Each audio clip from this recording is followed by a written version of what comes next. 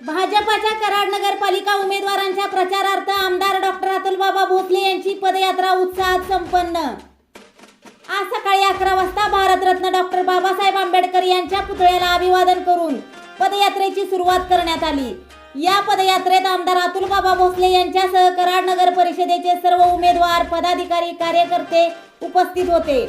पदयात्रेदरम्यान नागरिकांचा उत्स्फूर्तपणे प्रतिसाद मिळाला।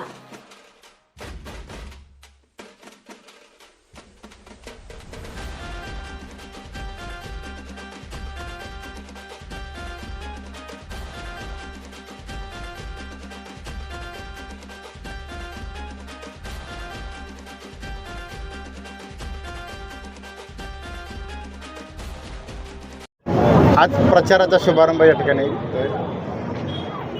आज प्रत्येक वॉर्डामध्ये वेगवेगळ्या प्रचाराचा शुभारंभ आपण करतोय।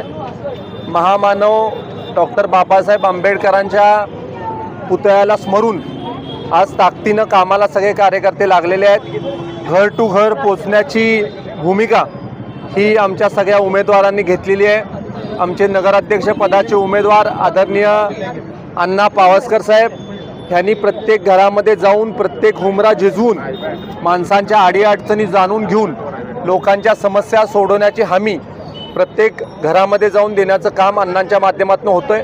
इतर सुद्धा सगळे उमेदवार ताकदीनं कामाला लागलेले आहेत आणि भारतीय जनता पार्टी प्रत्येक वॉर्डमध्ये जागृतपणे मतदारांपर्यंत पोहोचण्याचं काम, आपलं कमळ घेऊन मतदारांपर्यंत पोहोचण्याचं काम करत आहे। काल पृथ्वीराज चव्हाणांची पत्रकार परिषद झाली, त्यांनी सुद्धा सांगितलेलं आहे की काही ठिकाणी काँग्रेसचे उमेदवार असतील, पण तुमची लढत कोणाशी आहे? खरी शिवसेनेची आहे की काँग्रेसची आहे? काल पहिल्यांदा स्पष्ट झालं की काँग्रेस पक्ष देखील निवडणुकीमध्ये उभा राहणार आहे आणि त्यामुळं येणाऱ्या काळामध्ये ठरेल की लढत नेमकी कुठल्या पक्षाबरोबर होईल।